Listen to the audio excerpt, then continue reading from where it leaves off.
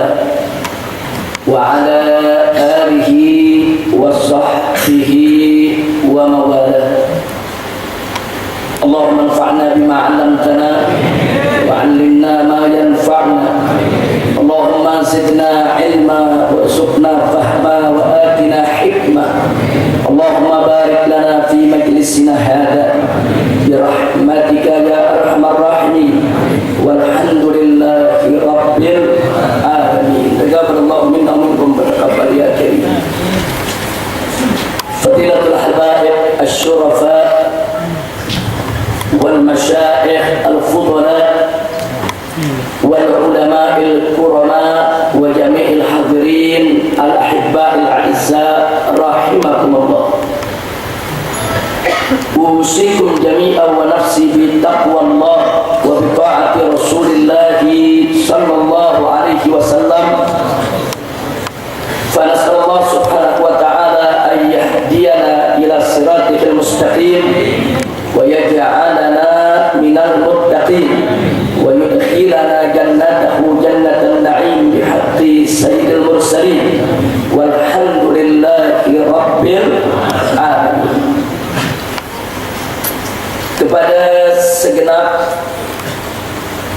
kaum muslimin dan muslimat yang hadir di majelis Markas Syariah di Petamburan ini, maupun para pendengar radio streaming FPI, radio Wadi, radio Silaturrahim, pada kesempatan pagi hari ini, semoga kita semuanya mendapatkan rahmat dan barakah dari Allah Subhanahu wa ta'ala.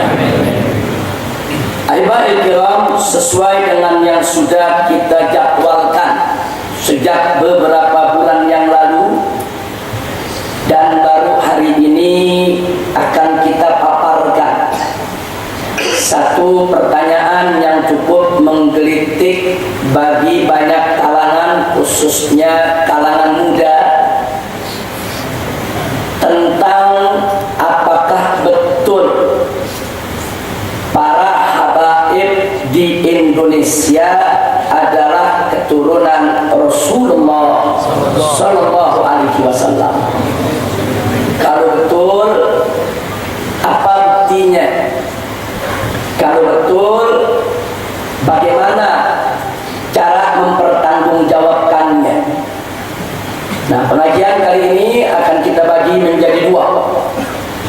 Bagian yang pertama, saya yang akan memaparkan tentang urutan bagaimana keturunan Rasulullah SAW itu berdasarkan bukti-bukti yang otentik masih ada wujudnya sampai hari ini, bahkan sampai kedatangan Imam Mahdi nanti. Nanti di bagian kedua, pembahasan tentang khusus tentang aneka ragam dari keluarga besar para habaib yang ada di Indonesia, untuk kita mengenal lebih dekat bagaimana pencatatan mereka, bagaimana pembuktiannya tentang hubungan mereka dengan para habaib datu-datunya dari Yaman maupun dari Mekah sana. Itu akan dipaparkan nanti oleh Al-Habib Ali Zainal Abidin As-Saggaf. Karena beliau saya undang pada hari ini sebagai seorang pakar. Sekali lagi, beliau hari ini kita undang sebagai seorang pakar. Beliau beberapa kali diundang untuk menghadiri konferensi nasab, baik tingkat nasional maupun tingkat internasional. Karena itu rugi sekali kalau ilmunya tidak kita ambil pada kesempatan hari ini. Jadi kita bagi dua. Nah, sekarang kita langsung mulai untuk menghemat waktu. Silakan semua perhatikan yang ada di papan tulis. Nah, bagi mereka yang mencatat nanti bisa mencatat. Kita mulai.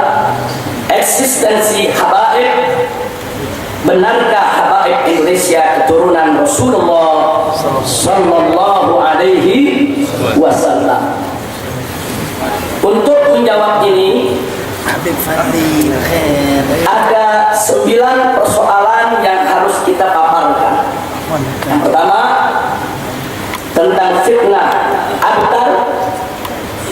Yang kedua tentang keturunan Fatimah Zahra radhiyallahu taala anha, eksistensinya. Yang ketiga tentang keturunan Al Hasan dan Al Husain, apakah betul keturunannya sudah dihabisi, terbunuh semua saat terjadi tragedi Karbala. Kemudian yang keempat tentang Imam Muhammad Al-Baqir dan Imam Ja'far As-Sadiq, apakah ini tokoh nyata atau tokoh fiktif? Siapa mereka sebetulnya dan apa hubungannya dengan Rasulullah Sallallahu Alaihi Wasallam?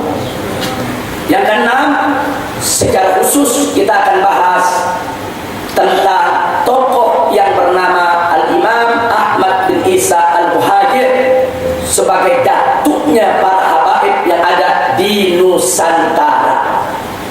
Jadi sebetulnya habaib di Nusantara ini pembuktiannya cukup dari Imam Ahmad. Kalau betul Imam Ahmad ini turunan Nabi, maka para habaib di Indonesia turunan Nabi. Kalau Imam Ahmad Al-Muhajir ternyata bukan turunan Nabi, maka berarti habaib di Indonesia juga bukan turunan Nabi. Jadi sekarang nanti kita fokuskan siapa itu Al-Imam Ahmad bin Isa Al-Muhajir radhiyallahu taala anhu. Siapa ulama yang kenal dengan beliau? Ulama mana? Apakah ulamanya itu otoritatif, dikenal oleh umat atau tidak, dalam kitab apa? Nanti akan kita bahas. Yang ketujuh, nanti kita akan berkenalan dengan tokoh yang bernama Al-Imam Muhammad Shahib Mirbah. Di sini nanti saya menjelaskannya hanya sepintas karena soal mendalamnya nanti Habib Ali Zainal Abidin yang akan lebih mendalam kalau sudah sampai Muhammad Shahib Mirbah ke bawah. Nah, setelah itu nanti kita juga akan berkenalan dengan Al-Imam Abdullah Al-Idrus. Kenapa saya pilih tokoh ini? Kenapa bukan Syekh Ali bin Abi Bakar Sakran? Kenapa bukan Syekh Abu Bakar bin Salim? Kenapa kok yang dipilih justru Imam Abdullah Al-Idrus? Kenapa bukan Al-Imam Abdullah bin Alwi Al-Haddad atau Imam Al-Habib Umar bin Abdurrahman Al-Attas? Nanti kita akan lihat kenapa nama ini yang saya pilih untuk pembuktian pengkajian kita saat ini.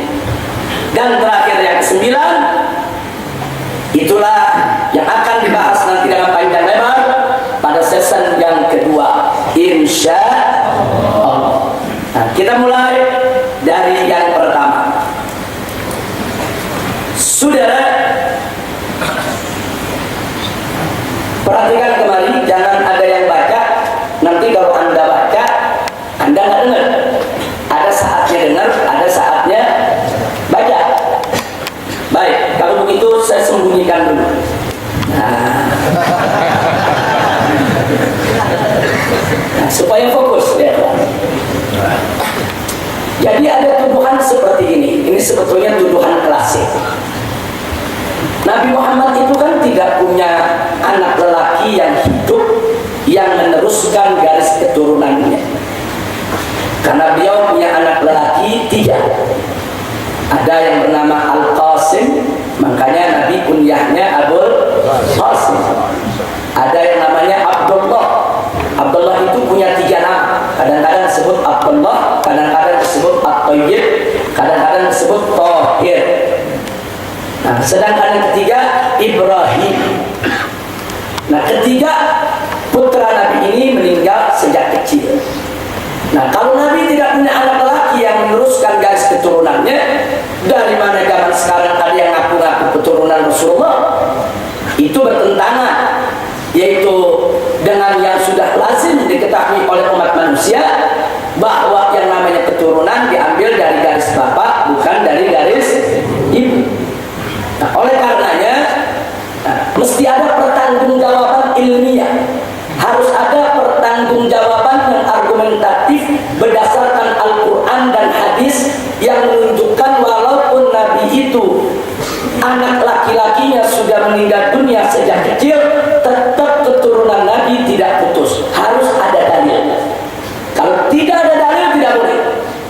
Agama Islam ini agama yang indah, agama yang sangat menghargai dalil, hujjah. Utamanya hujjatun syar'iyyah. Nah, itulah mari kita lihat saudara.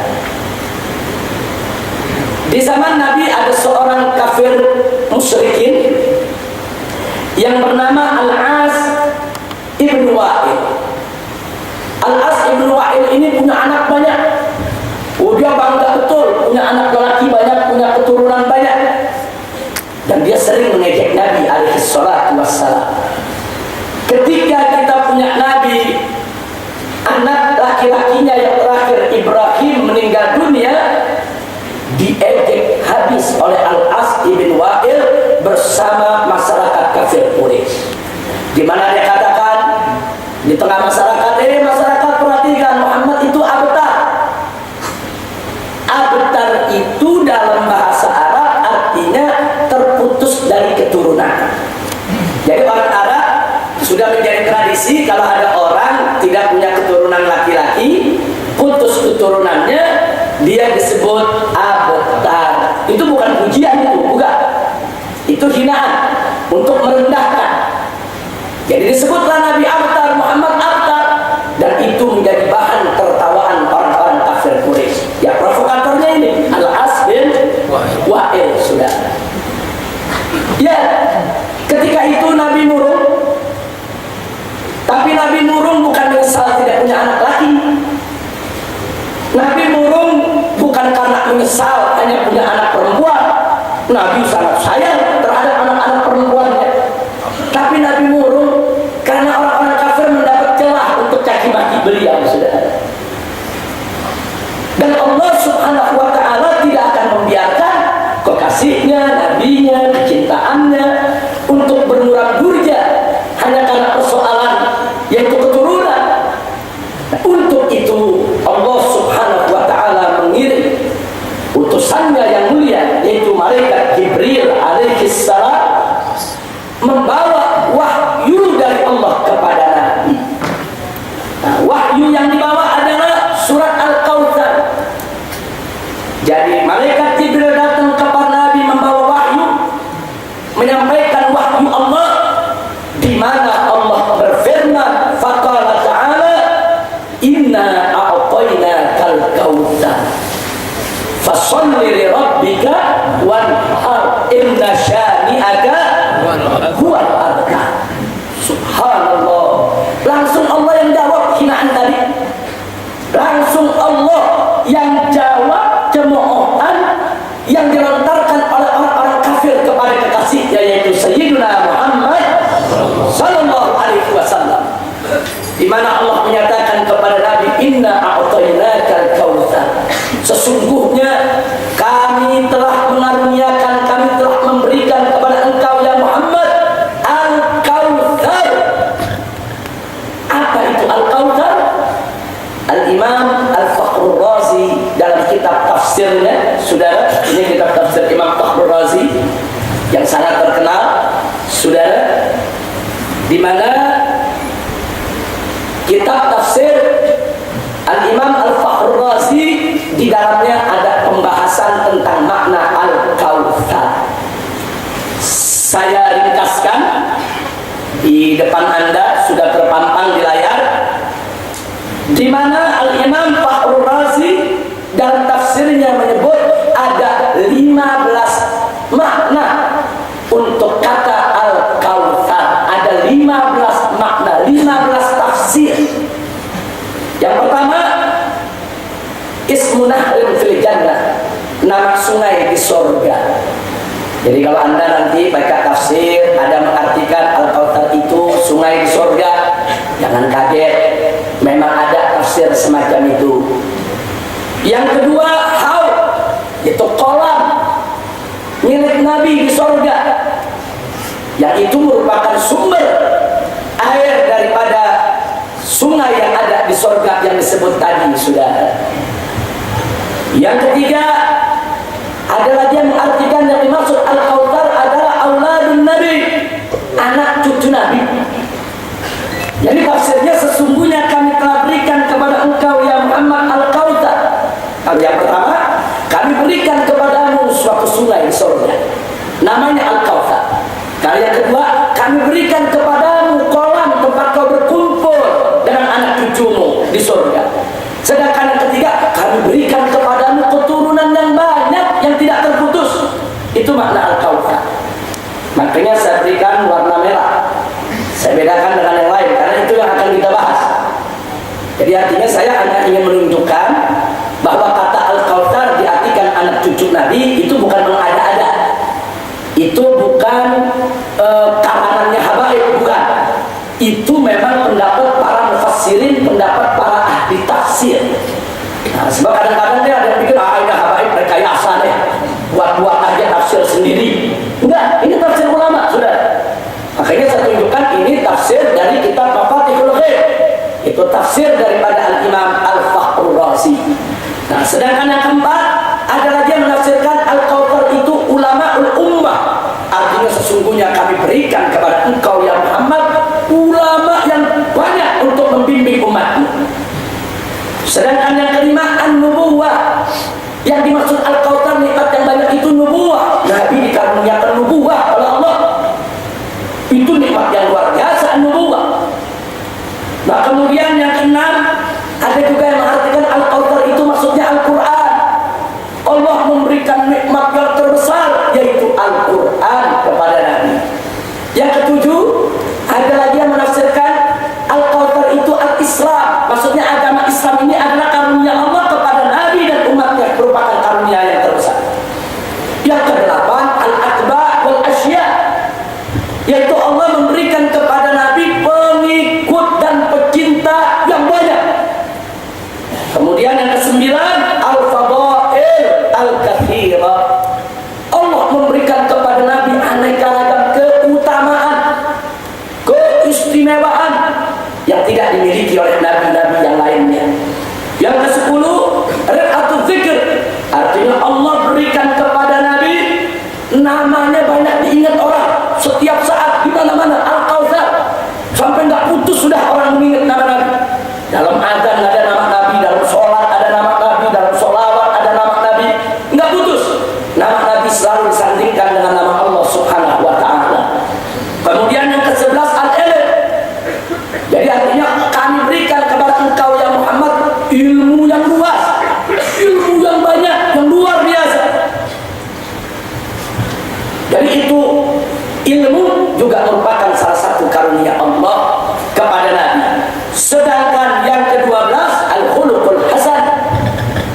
Jadi artinya ditafsirkan sesungguhnya kami berikan kepada engkau Al-Kautsar ya Muhammad yaitu Al-Khuluqul Hasan, akhlak yang begitu baik, akhlak yang begitu mulia dan agung sampai Nabi menjadi manusia yang termulia akhlaknya. Sementara yang ke-13 Al-Maqamul Mahmud, yaitu As-Syafa'ah. Sesungguhnya kami berikan kepada engkau ya Muhammad kedudukan yang begitu tinggi dan terpuji, dialah As-Syafa'ah, yaitu untuk memberikan syafaat kepada umatnya nanti di hari akhir. Sudah, itu juga luar biasa nikmat yang Allah berikan. Kemudian yang ke-14 yang dimaksud Al-Kautsar ya surat Al-Kautsar itu sendiri. Maksudnya aku berikan kepada engkau ya Muhammad surat Al-Kautsar ini. Sedangkan yang ke-15 jadi ni'amillah, digabungin semua sudah. Jadi kata Imam Fakhrur Razi dalam kitabnya ini nggak ada yang salah, 15-15 ini benar semua. Emang Nabi dapat itu semua sudah. Artinya Allah katakan kami berikan kepada engkau ya Muhammad nikmat yang banyak yang tidak terputus. Nikmat ada sungai di sorga, ada kolam di sorga, anak cucu yang tidak terputus, ulama yang banyak yang akan menjaga umat Nabi, nikmat kenabian, nikmat Quran, nikmat Islam, nikmat pengikut yang begitu banyak, nikmat keutamaan-keutamaan, nikmat nama yang selalu disebut oleh umatnya sepanjang zaman, nikmat ilmu, nikmat akhlak yang agung, nikmat syafaat, nikmat surat Al-Kautsar, semua nikmat Allah berikan kepada Nabi. Berarti di dalamnya termasuk nikmat punya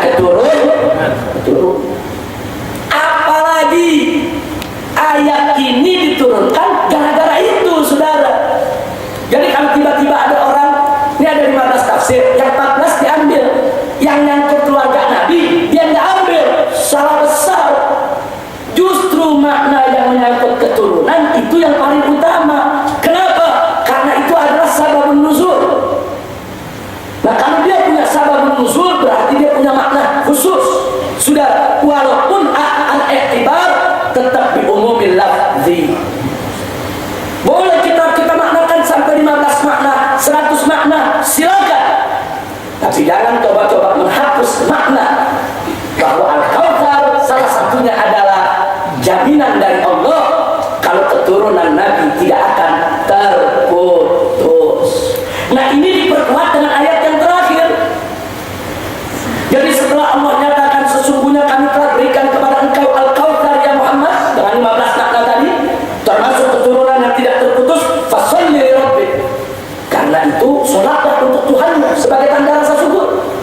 Wanhar, dan berkorbanlah untuk Allah sebagai tanda rasa syukur. Syukur Allah berikan nikmat yang begitu banyak.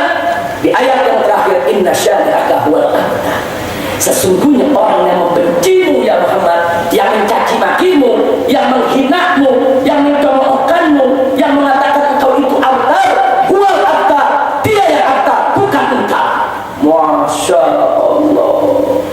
Ini jaminan dari Allah. Itu orang-orang kafir Quraisy yang hina Nabi, saudara, mereka yang abtar, bukan Nabi. Putusan mereka, turunan mereka yang akan terputus, bukan turunan Nabi. Nanti kita lihat bagaimana Al-Imam Fakhrul Razi menyoroti persoalan ini, saudara. Ada babnya yang berikutnya. Jadi pada tahap ini, saudara, kesimpulan yang kita ambil ada jaminan dari Allah. Keturunan Nabi tidak akan terputus, saudara. Walaupun Nabi tidak punya anak laki-laki yang hidup sampai dewasa untuk melanjutkan keturunannya, walaupun anak Nabi yang hidup sampai dewasa punya keturunan hanya anak perempuan, ini jaminan dari Allah. Pertanyaan yang kedua, jaminan Allah itu pasti, jaminan Allah itu mutlak. Mustahil Allah berdusta, mustahil Allah berbohong. Pertanyaannya, kalau Allah sudah jamin Nabi punya keturunan, lalu dari siapa datangnya keturunan Nabi? Untuk menjawab ini kita masuk yang kedua, saudara. Dengan jaminan Allah Subhanahu wa ta'ala tersebut, maka Nabi menyampaikan hadisnya kepada para sahabat. Nabi nggak berani menjamin diri sendiri kalau tidak ada jaminan dari Allah. Sekarang Allah udah jamin, jadi turunan Nabi dari siapa nih? Nah, apa dari Ummu Kulthum, apa dari Ruqayyah, atau dari siapa? Yang mana dimaksud turunan Nabi, saudara? Nah, di sini saudara, Nabi alaihi salatu wassalam menyampaikan sebagaimana diriwayatkan para ulama hadis seperti Al-Imam Hakim dalam kitab Mustadraknya, Al-Imam Abu Ya'la dalam kitab Musnadnya. Nah, di antaranya satu, Nabi bersabda, qala nabiyuna Muhammadun sallallahu alaihi wasallam, atau kama qala Nabi sallallahu alaihi wasallam, kullu bani Adam yantamuna ila asar illa walad Fatimah fa ana waliyuhum wa ana asabatuhum. Saudara, kata Nabi, setiap anak keturunan Adam itu dinisbahkan kepada asobahnya, garis laki-laki. Illa walad Fatimah, kecuali anaknya Fatimah. Fatimah yang dimaksud adalah putri Nabi Muhammad sallallahu alaihi wasallam. Nabi mengatakan, fa ana waliyuhum, akulah wali mereka. Wa ana asabatuhum, dan akulah asobah, garis daripada keturunan untuk mereka. Ini hadis, saudara.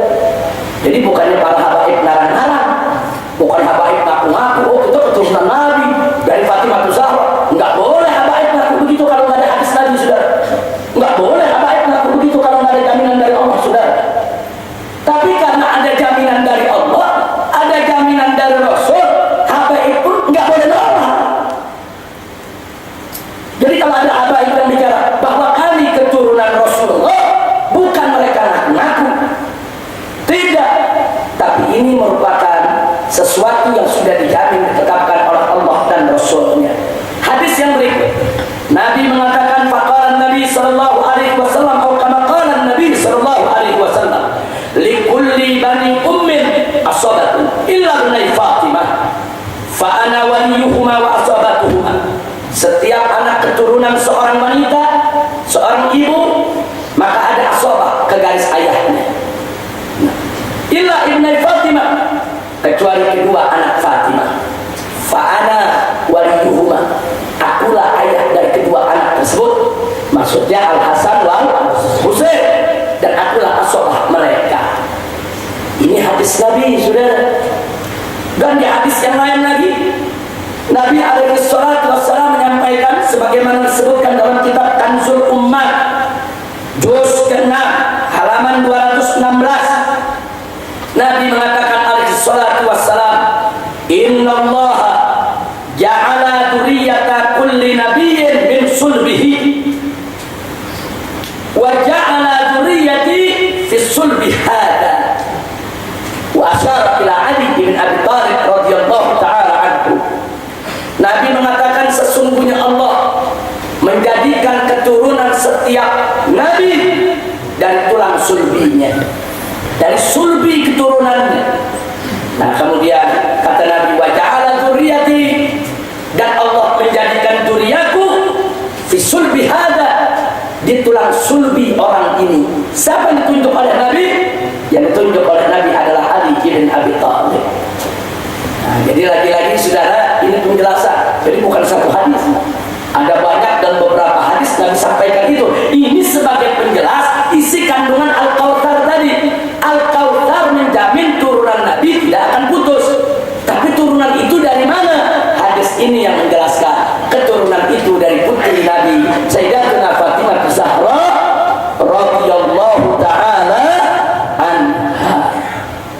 Nah kemudian kita lihat lagi hadis yang lainnya. Nabi mengatakan, kullu sababin wa nasabin yanqati'u yaumal qiyamah ma khala sababi wa nasabi, wa kullu bani unta asabatuhum li abihim ma khala walada Fatimah fa inni abuhum wa asabatuhum. Apa kata Nabi alaihi salatu wasallam? Kullu sababin wa nasabin, setiap hubungan dan setiap nasab garis keturunan yang qatil yaumil qiyamah, semua putus di hari kiamat. Makhala sababi wa nasabi, kecuali hubunganku dan nasabku, kata Nabi.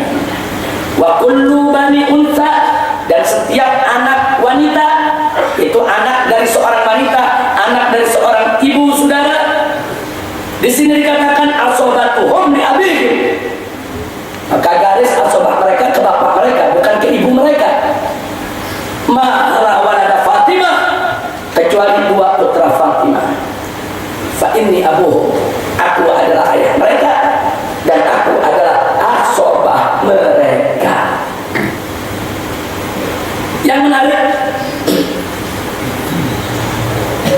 ketika Sayyidina Umar bin Khattab radhiyallahu anhu di akhir kepemimpinannya, ketika usianya sudah mulai senja, sudah tua umurnya, sudah datang ke Sayyidina Ali bin Abi Thalib radhiyallahu ta'ala anhu untuk melamar Ummu Kulthum.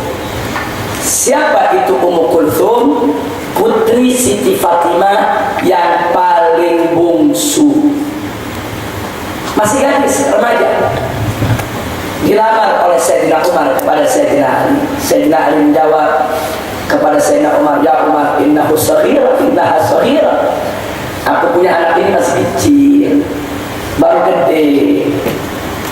Nah, tapi apa dikatakan oleh Sayyidina Umar? Wallahi, demi Allah, aku melamar kau punya putri bukan karena muda atau cantiknya, bukan karena hawa nafsu, tapi aku mendengar hadis dari Nabi, setiap hubungan dan setiap nasab terputus di hari kiamat kecuali hubunganku.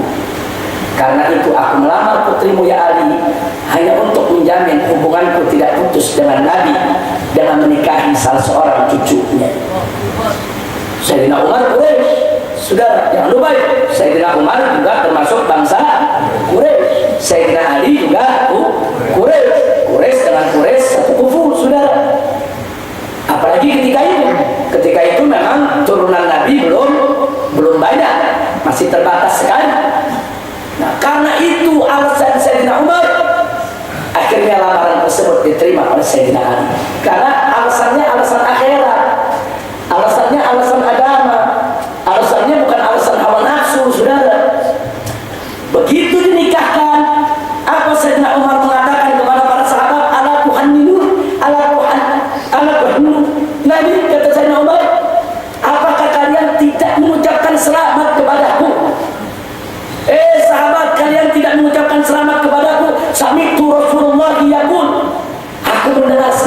Nabi bersabda, yang qatu yaumil qiyamah kullu sababin wa nasabin. Setiap hubungan dan nasab terputus hari kiamat illa sababi wa nasabi, kecuali hubunganku dan nasabku.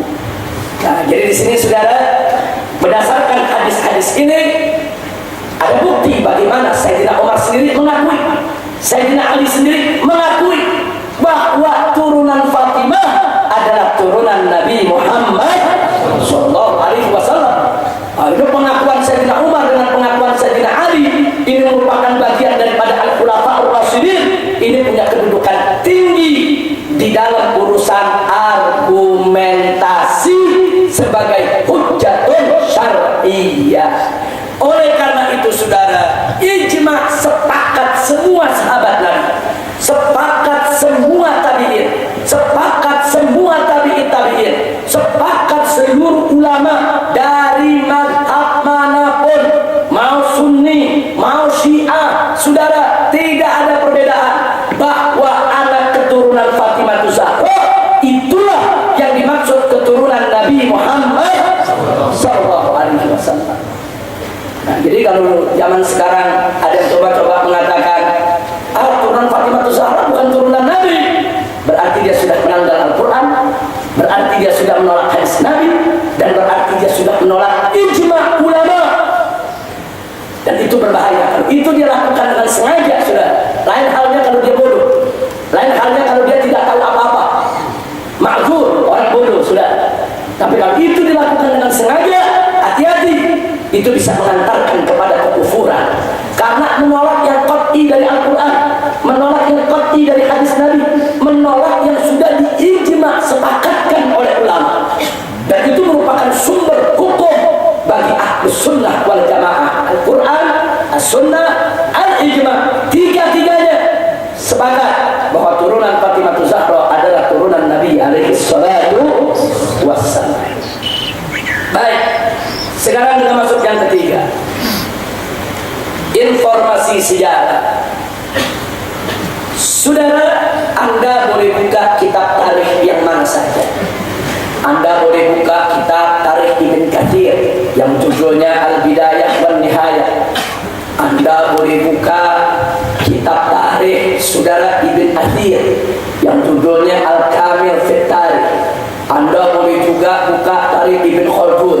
Anda boleh buka tarikh Ad-Dahabi. Anda boleh buka tarikh Ibni Asakir. Anda boleh buka tarikh Al-Khatib Al-Baghdadi. Anda boleh buka seluruh kitab tarikh yang mana saja. Makanya di sini saya tidak sebutkan lagi satu persatu itu kitab, sudah. Di mana dalam kitab-kitab tarikh tersebut disebutkan tentang anak keturunan Sayyidina Hasan dan Sayyidina Husain. Artinya sejarah mencatat Sayyidina Hasan itu memang ada, dan Sayyidina Hasan itu memang punya anak, mau laki mau perempuan, dicatat oleh sejarah, sudah. Nah, di antaranya yang tercatat, Sayyidina Hasan punya 11 putra dan 1 putri. Nama-namanya, yang putra Abdullah, Qasim, Al-Hasan Al-Muthanna, Zaid, Umar, Abdullah, Abdurrahman, Ahmad, Ismail, Husain, Agir, dan yang perempuan bernama Ummu Hasan. Ini yang dicatat oleh sejarah. Dari 12 nama ini hanya satu yang punya keturunan sampai hari ini, saudara. Dialah Al-Imam Sayyidina Hasan Al-Muthanna. Ini kakek daripada Muhammad An-Nafsus Zakiyah yang pernah melakukan perlawanan terhadap penguasa yang zalim di zaman beliau, dan beliau yaitu memimpin umat untuk melakukan perlawanan terhadap kezaliman penguasa. Dan ketika itu Al-Imam Malik memberikan baiat dan mendukung beliau, sudah.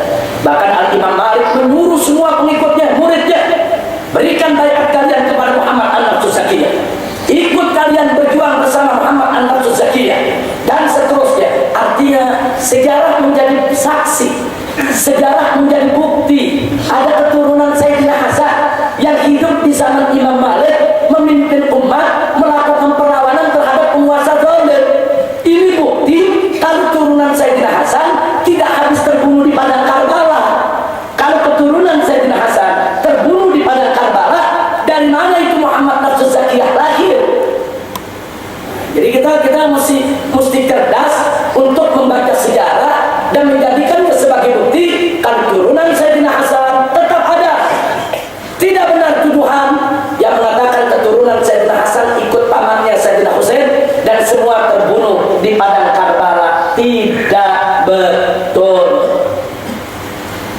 Jadi silakan baca tuh kitab-kitab tarikh yang tadi sudah saya sebutkan, sudah baca. Di sana ada judul-judulnya tentang Sayyidina Hasan, tentang Sayyidina Husain, tentang Padang Karbala. Disebutkan nama-nama keluarga Nabi yang selamat dari pembantaian Padang Karbala. Jadi kalau kita nggak ngerti sejarah, jangan sembarangan ngomong. Kalau nggak baca kitab sejarah, jangan sembarangan untuk memberikan pernyataan. Jangan mengatakan keturunan Nabi semua sudah mati di Padang Karbala. Sejarah mana yang dia baca? Inna lillahi wa inna ilaihi raji'un. Yang kedua, Sayyidina Husain radhiyallahu taala anhu tercatat dalam sejarah beliau punya 6 putra dan 3 putri. Putranya adalah yang pertama Muhammad, kedua Ja'far, ketiga Abdullah, keempat Ali al-Akbar, kelima Ali al-Awsat, keenam Ali al-Asghar, ketujuh Zainab, kedelapan Sukainah, kesembilan Fatimah. Dari anak-anak beliau ini saudara yang selamat dari pembantaian Karbala, padahal dia hadir di Padang Karbala, ada di Padang Karbala, diselamatkan oleh Allah Subhanahu wa taala, dialah Ali al-Awsat yang kita kenal dengan nama Ali Zainul Abidin. Namanya Ali Zainul Abidin, julukannya Zainul Abidin, hamba yang bagus, hamba yang zain, saudara, hamba yang thayyib. Nah, dijuluki juga As-Sajjad. Kenapa dijuluki As-Sajjad? Karena banyak sujudnya kepada Allah Subhanahu wa taala. Nama aslinya Ali al-Awsat. Inilah datuknya para habaib dari garis keturunan Sayyidina Husain. Nah, jadi Ali al-Awsat ini selamat, tidak terbunuh. Namanya ada di seluruh kitab-kitab tarikh, saudara. Saya tidak sebutkan di sini kitab-kitab tarikh. Kalau saya tulis nggak muat. Kitab tarikhnya ada ratusan, ada ribuan kitab. Saya tulis itu judul semua nggak muat di sini. Nah, jadi Anda baca kitab tarikh yang mana saja, tapi ingat kitab tarikh yang menjadi yang otoritatif. Anti otoritatif, kitab tarikh yang menjadi marji, yang muhtamad, yang menjadi rujukan. Seperti Tarikh Ibn Katsir, Tarikh Ibn Athir, itu otoritatif. Tarikh Ibn Khaldun, dan seterusnya. Silakan baca. Semua nama-nama ini disebutkan, dan juga disebutkan bahwa mereka lah yang melanjutkan keturunan Nabi kita Sayyiduna Muhammad sallallahu alaihi wasallam. Karenanya saya tulis di atas sepakat ahli sejarah bahwa keturunan Nabi sallallahu alaihi wasallam tidak semua terbunuh di Padang Karbala. Ya, mereka banyak yang terbunuh di Padang Karbala. Ya, mereka banyak yang dibantai di Padang Karbala. Ya, itu sudah kita paparkan pada tahun yang lalu di majelis ini pada saat kita bicarakan tentang tragedi Karbala ketika kita memperingati Asyura tanggal 10 Muharram. Nah, saya sudah paparkan itu dalam panjang lebar, jadi saya tidak perlu ceritakan lagi kejadiannya. Yang keempat, sekarang mari kita lihat tentang Al-Imam Muhammad Al-Baqir, putra dari Imam Ali Zainal Abidin. Tadi kita sebut nama Ali Zainal Abidin yang paling bawah, berarti kan? Itu Imam Ali Zainal Abidin, saudara, punya anak namanya Muhammad Al-Baqir. Baqir, saudara. Jadi kita mesti cari bukti. Mana buktinya Al-Baqir itu Ahlul Bait, turunan daripada Ali Zainal Abidin? Mana pengakuan ulama kalau dia merupakan a'immah daripada Ahlul Bait? Kemudian Muhammad Al-Baqir punya anak lagi, Al-Imam Ja'far As-Shadiq. Ini juga kita mesti cari bukti. Mana buktinya kalau As-Shadiq itu adalah anak Al-Baqir dan kedua-duanya merupakan ulama besar dari kalangan keluarga Nabi? Nah, ini mesti kita cari, saudara. Ternyata lagi-lagi nggak usah repot-repot cari, saudara. Anda buka semua kitab tarikh yang saya sebutkan tadi, nama kedua orang ini, saudara, ada di hampir seluruh kitab sejarah yang ada. Tidak ada satu ulama tarikh pun yang meluputkan nama kedua orang ini. Kenapa? Karena kedua orang ini kasyams. Kedua orang ini bagaikan matahari. Artinya bagaikan matahari, namanya dikenal, orangnya dikenal, ilmunya dikenal, akhlaknya dikenal, pengikutnya juga banyak di mana-mana. Mustahil ahli sejarah tidak kenal dia, saudara.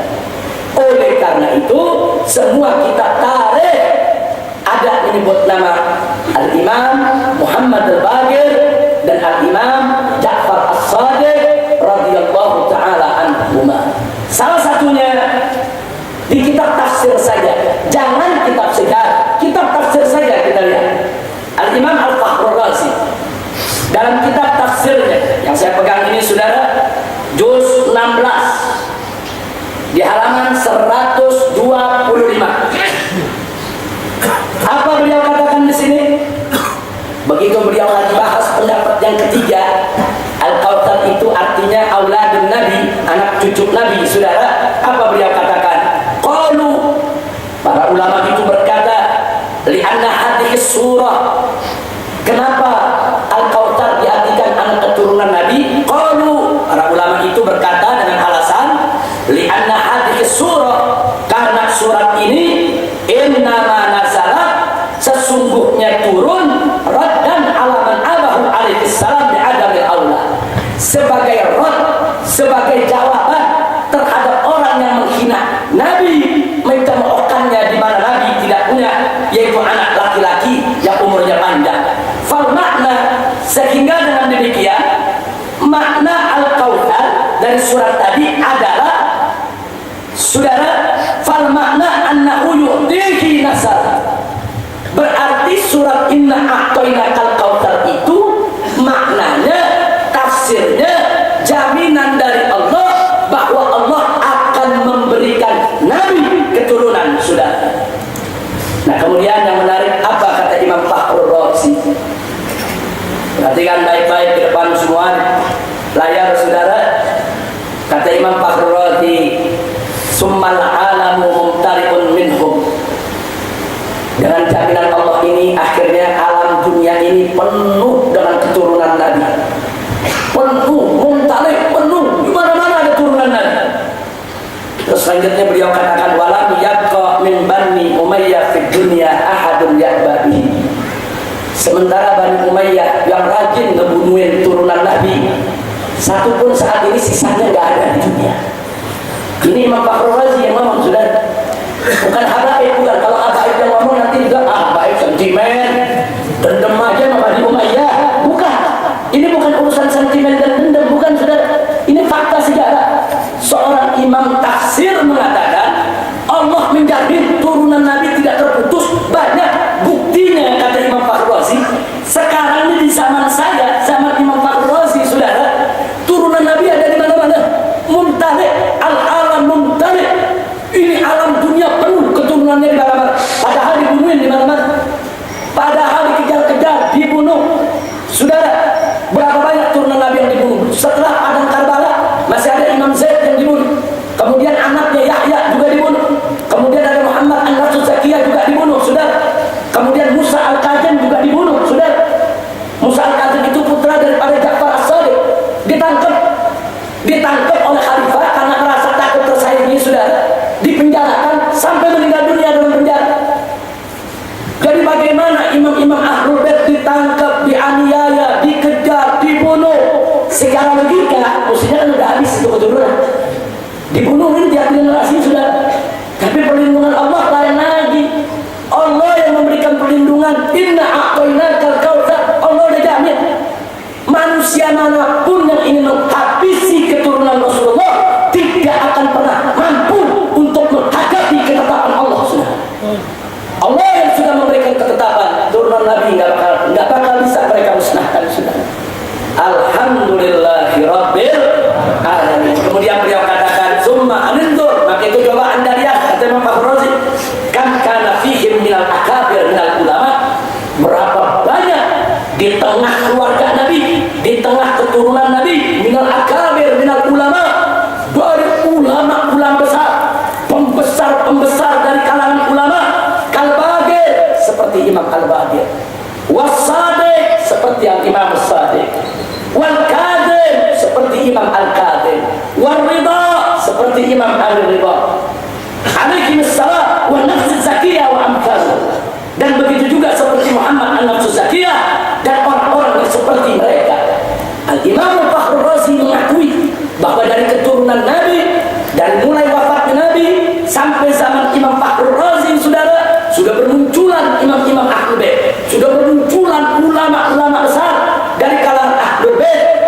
ini menjadi bukti sejarah tidak terpungkiri bahwa Muhammad al-Baqir bukan tokoh fiktif, Ja'far Shadiq bukan tokoh hayalan, bukan.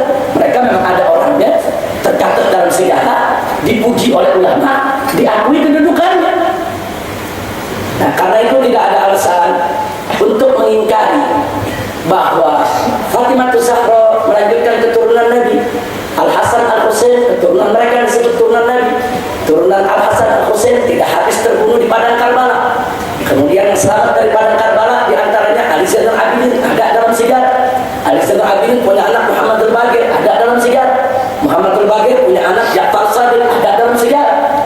Sudah sampai di sini tidak ada perbedaan pendapat di antara ulama. Sudah menjadi ijma, kesepakatan ahli nasab, ahli sejarah, bahkan sampai ulama fikih sekalipun bahwa Al-Imam Ja'far Shadiq adalah imam besar dari Ahlul Bait, keturunan Nabi Muhammad SAW. Dan menariknya, Al-Imam Ja'far Shadiq adalah sahabat karib Imam Abu Hanifah. Nah, Imam Abu Hanifah kan Imam Ahlus Sunnah wal Jamaah. Ja'far Shadiq ini sahabat karibnya. Sampai Imam Abu Hanifah juga banyak menimba ilmu dari beliau. Dan Imam Abu Hanifah sering diajak oleh Imam Ja'far Shadiq duduk hadir di majlis Al-Imam Muhammad al-Baqir. Sudah. Nah, jadi artinya apa? Kesaksian ulama-ulama salaf cukup menjadi hujjah buat kita bahwa ya, Imam Ja'far Shadiq memang keturunan Nabi alaihi salatu wassalam. Sekarang yang kelima, ini yang perlu pembuktian detail, sudah. Jadi tadi kalau sampai Imam Ja'far Shadiq udah ada keraguan, udah. Imam Ja'far Shadiq turunan Nabi. Sekarang muncul pertanyaan. Apa betul di antara anak Al-Imam Ja'far Shadiq ada anak yang bernama Ali? Ali Al-Quraidi ini memang kurang dikenal, tidak stop abangnya. Abangnya Imam Musa Al-Qadir, ulama besar. Karena Ali ini anak bungsu, masih kecil, sempat belajar sedikit dari bapaknya. Beliau lebih banyak belajar dari kakaknya, saudara. Dalam sejarah disebut beliau banyak belajar dari sang kakak, yaitu Al-Imam Musa Al-Qadir. Sudah. Bahkan beliau ikut jihad bersama salah satu abangnya yang bernama Muhammad. Abangnya ada bernama Muhammad, itu Ja'far Shadiq. Itu angkat senjata, melakukan perlawanan terhadap pemerintah zalim. Dan Al-Imam Ali Al-Quraidi ikut bersama kakaknya angkat senjata, mempertahankan Mekah, mempertahankan Madinah, mempertahankan umat daripada gangguan orang-orang yang ingin merusak ajaran Allah Subhanahu wa ta'ala. Nanti kita lihat fakta sejarahnya, sudah. Jadi mari kita lihat, apakah Imam Ali Al-Quraidi ini betul anaknya Ja'far Shadiq? Apa betul? Kenapa ini perlu dibuktikan? Karena dari sinilah asal usul datuknya para habaib yang ada di Hadramut. Kalau Imam Ali Quraidi tidak bisa kita buktikan sebagai putra daripada Imam Ja'far Shadiq, berarti para habaib yang dari Hadramut semuanya bukan turunan Nabi.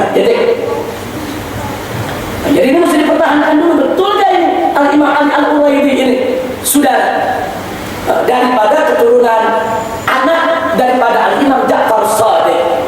Untuk melihatnya, subhanallah, ternyata namanya saudara terabadikan sebagai perawi hadis. Jadi kalau kita buka kitab hadis, kita buka kitab ilmu jarh wa ta'dil, muncul ini nama, sudah. Di antaranya mari kita lihat di dalam Musnad Imam Ahmad juz 1 halaman 77 hadis ke-576, dan juz 2 halaman 693 hadis ke-1185, Imam Ahmad menyebutkan nama Ali, saudara, bin Ja'far As-Shadiq bin Muhammad Al-Baqir bin Ali Zainal Abidin ibn Husain ibn Ali ibn Abi Thalib. Ternyata Imam Ahmad sendiri menyebutkan, aku dapat hadis dari guruku dapat hadis, dia mengatakan akhbarani Ali. Nah, disebutkan saudara, Ali bin Ja'far Shadiq bin Muhammad Al-Baqir, saudara, sampai kepada Ali ibn Abi Thalib. Ini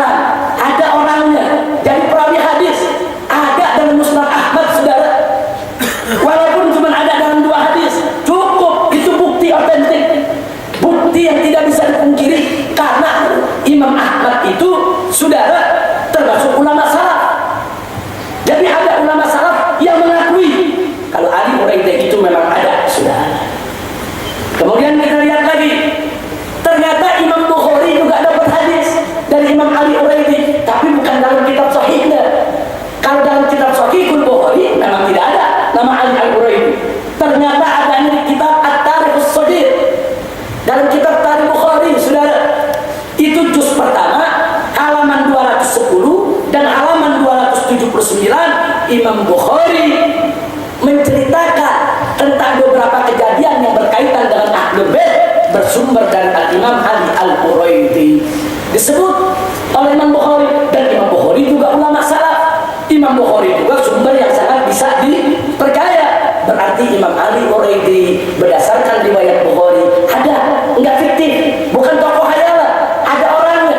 Jadi habaib itu bukan ngarang-ngarang. Oh, kamu ini turunan Ali Al-Quraidi. Boleh di mana? Ali Al-Quraidi itu anak Ja'far Shadiq. Nah, dipikir habaib ngarang itu, saudara. Enggak, memang betul orangnya ada. Nah, kemudian yang ketiga, di dalam Jami' Tirmidzi, juz ke-5 halaman 241, hadis ke-3733, Imam Tirmidzi meriwayatkan hadis dari Imam Ali Al-Quraidi. Nah, tentu di sini saya tidak mau sebutkan hadisnya, nanti jadi 3 jam belajar kita. Nanti kalau Anda mau lihat, Anda catat, Anda ambil Jami' Tirmidzi, Anda buka. Namanya disebutkan, saudara. Jadi kita bukan bicara bunyi hadisnya, kita bicara nama ini tercantum. Nama ini ada dalam kitab-kitab hadis, saudara. Begitu juga yang keempat, yang meriwayatkan hadis dari Ali Al-Quraidi adalah Imam Al-Bazzar dalam kitab Musnadnya, saudara.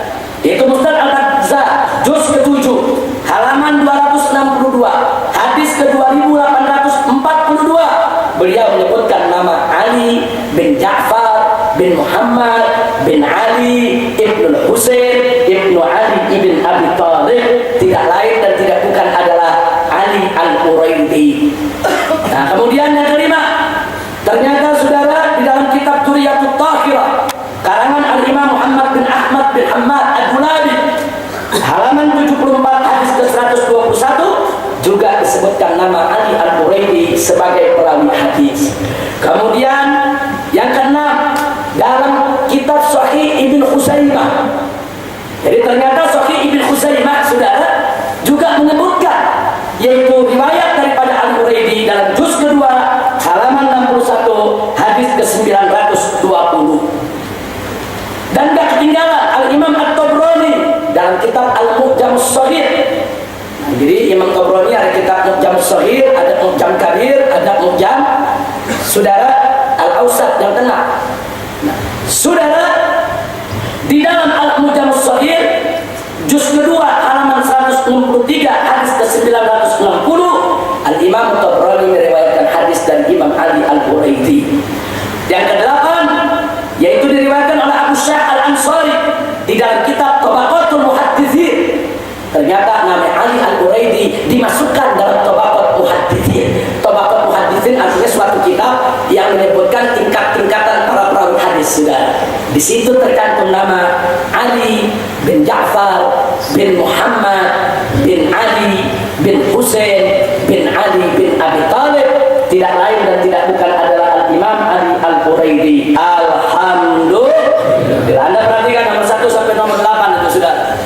Nah, itu Imam Ahmad wafat tahun 241 Hijriah, Imam Bukhari 256 Hijriah, Imam Tirmidzi 279 Hijriah, dan seterusnya. Artinya dari tahun 200-an itu nama Imam Ali Al-Quraidi sudah disebutkan, sudah dikenal, bukan disebut oleh orang yang datang setelahnya, justru disebut oleh ulama-ulama yang hidup di zamannya. Tidak ada kesaksian yang lebih bagus daripada kesaksian ahli tarikh yang hidup sesama dengan orang yang dipersaksikan, saudara. Jadi dengan demikian, saudara, ini sudah menjadi dalil yang sangat kuat bahwa Imam Ali Quraidi betul anak Imam Ja'far As-Shadiq. Alhamdulillah. Sebagai tambahan, masih ada yang ke-9, riwayat Hakim dalam kitab Mustadrak juz 3 halaman 188 hadis ke-4802. Begitu juga yang ke-10, kitab daripada Hilyatul Awliya karangan Abu Nu'aim Al-Asfahani, juz ketiga halaman 199, juga menyebut Imam Ali Al-Quraidi. Yang ke-11, Al-Imam Al-Baihaqi dalam kitab As-Sunanul Kubra di juz ke-7 halaman 41 hadis ke-13.064, juga menyebut nama Ali Al-Quraidi. Begitu juga yang ke-12, yaitu Al-Khatib Al-Baghdadi ada meriwayatkan riwayat daripada Imam Al-Quraidi di dalam kitab Tarikh Baghdad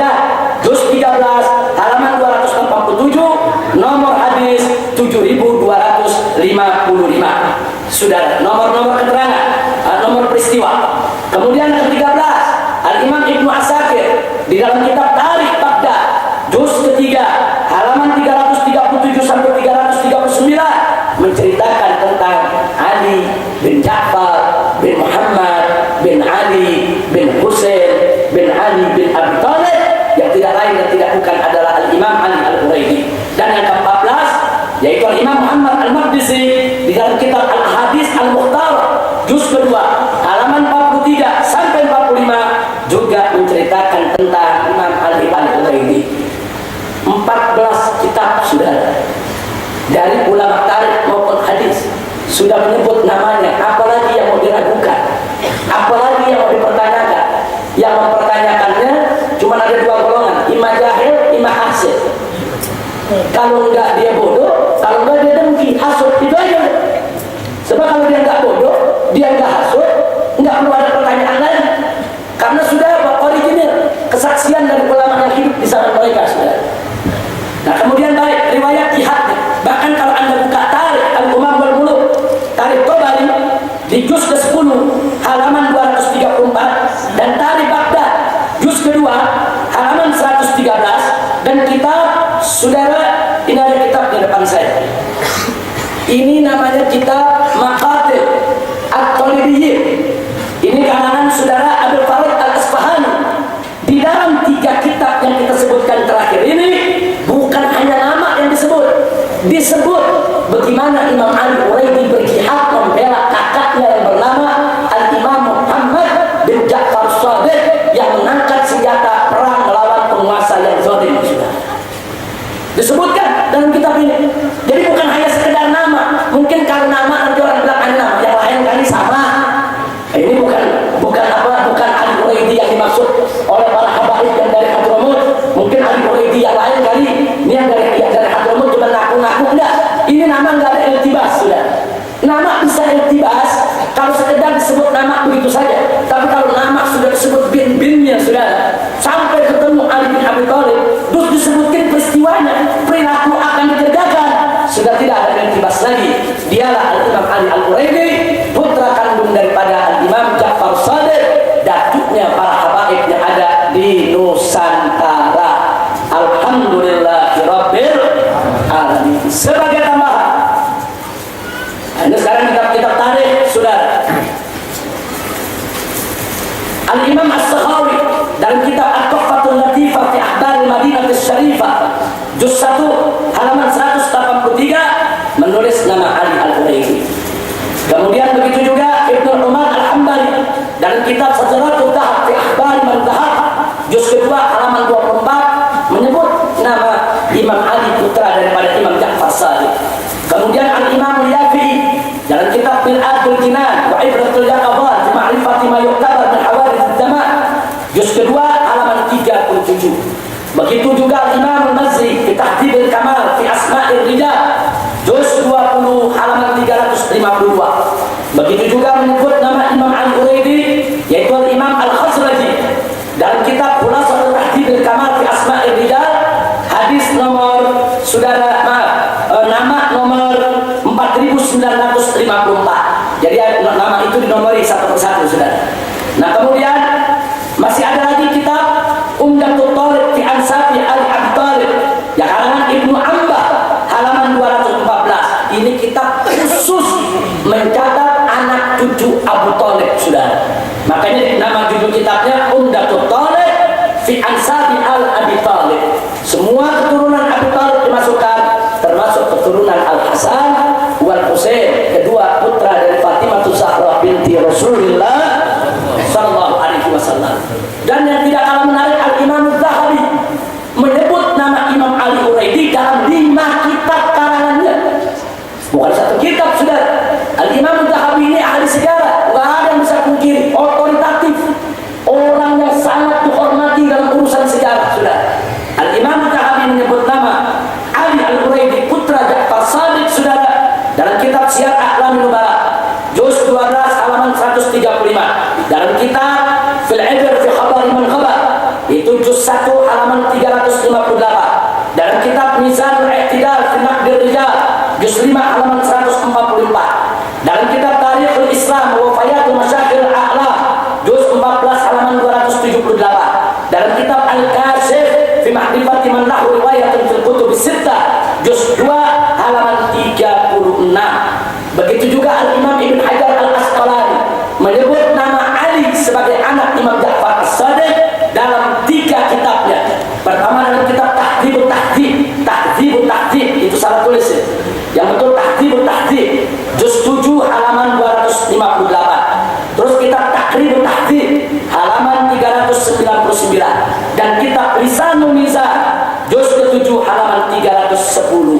Dan yang terakhir yang 9, Asy-Syaikh Al-Bandari menulis sebuah kitab dalam judul Mawsu'ah Rijal Kutub Tis'ah. Ada satu ensiklopedi, di situ dimuat nama-nama perawi dari kutub sittah, perawi Bukhari, perawi Muslim, perawi Tirmidzi, perawi Nasa'i, perawi Ibnu Majah, perawi Abi Daud, dikumpulkan jadi satu dan muncul yaitu nama daripada Ali Al-Quraidi pada nomor 6289.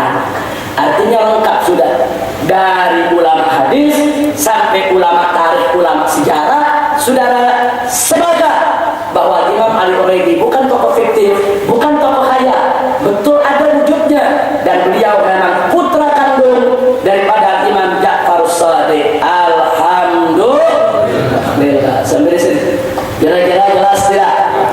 Jadi sudah kita buktikan. Jadi kita sudah buktikan Al-Imam Ali Al-Quraidi saudara adalah betul, yaitu seorang ulama dari keturunan anak kandung daripada Imam Ja'far Shadiq. Saya tunjukkan kita, ada satu kitab cukup bagus, judulnya Al-Imam Ali Al-Quraidi. Di sini bagian belakang dimuat sudah di tahun 2002, belum lama, 2002. Ini masjid Al-Imam Ali Al-Quraidi dan ini madrasahnya. Masih ada di kota Madinah. Al-Quraid, Quraid itu nama kampung di Madinah. Quraid itu nama kampung di pinggir Madinah, makanya disebut Quraidi. Beliau dirikan masjid dan beliau hidup sampai tahun 2002 ada. Ini masjidnya dan dijadikan madrasah. Ini masjidnya sudah dengan halaman-halaman madrasahnya. Dan ini lengkap masjidnya. Bahkan ini ada foto saudara Al-Habib Abdul Qadir bin Husain bin Saleh bin Syekh Abu Bakar bin Salim yang terakhir menjadi ketua pimpinan Masjid Al-Quraidi tahun 2002 kemarin. Beliau duduk jadi imam masjid, beliau duduk untuk rubahnya, ada pesantrennya sudah. Beliau duduk untuk mengajar anak-anak kaum muslimin. Dan tahun 2002 dirubuhkan, diratakan oleh Wahabi. Jadi sekarang udah nggak ada tempat, nggak masjidnya, wala madrasahnya saudara, wala kuburannya, semua sudah diratakan dengan tanah. Jadi artinya ternyata memang ada upaya-upaya untuk menghilangkan jejak, menghilangkan bukti. Kira-kira sudah jelas tidak ini?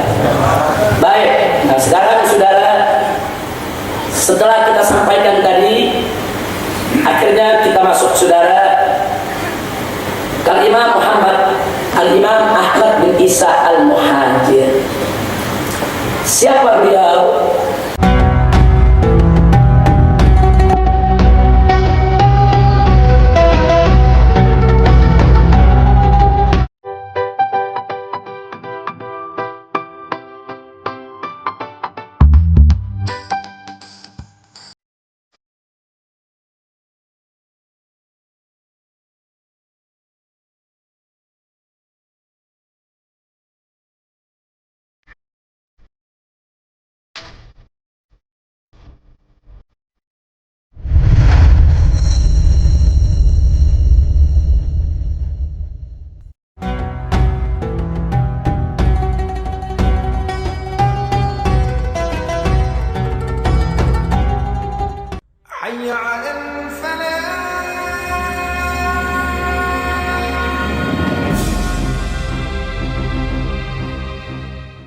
Setelah kita sampaikan tadi, akhirnya kita masuk saudara Al-Imam Muhammad Al-Imam Ahmad bin Isa Al-Muhajir. Siapa beliau? Beliaulah dari garis keturunan Imam Ali Al-Quraidi yang tadi sudah kita buktikan sebagai putra Imam Ja'far Shadiq yang hijrah ke Hadramaut. Inilah keturunan Nabi yang pertama kali hijrah ke Hadramut di negeri Yaman. Kenapa beliau hijrah ke Hadramut? Ketika itu di mana-mana terjadi huru-hara. Di Basra, di Kufa, beliau sudah hijrah ke Mekah, beliau sudah hijrah ke Madinah, tapi huru-hara itu meluas kemana-mana, sampai ke Mekah, sampai ke Madinah. Saat itu Al-Qaramita, salah satu sekte sempalan dari kalangan Syiah, saudara bulat, itu menyerbu Mekah dan mengambil Hajar Aswad, dibawa lari ke Bahrain oleh mereka. Jadi kacau balau, pembunuhan di mana-mana, penjarahan di mana-mana.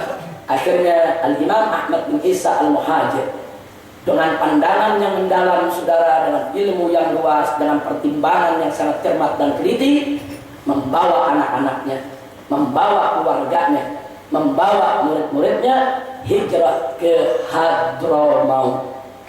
Nah, nanti insya Allah kalau ada waktunya kita akan cerita bagaimana sejarah hijrahnya.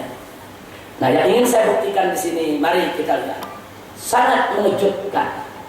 Ada orang mengatakan, siapa ini Imam Ahmad Al-Muhajir? Ini mungkin orang gak dikenal. Apa betul ini cucunya Imam Ali Al-Huwaidi? Ternyata di dalam kitab Tarikh Baghdad juz 2 halaman 166, Al-Imam Al-Khatib Al-Baghdadi bercerita, qala Imam At-Tabari, kata beliau, Imam Tabari pernah berkata, Imam Tabari ini lahir tahun 324, wafat tahun 310 Hijriah. Di mana Imam Tabari bercerita tentang Imam Ahmad Al-Muhajir. Padahal perbandingan umurnya jauh. Di mana Imam Muhajir itu lahir tahun 273, wafat 345.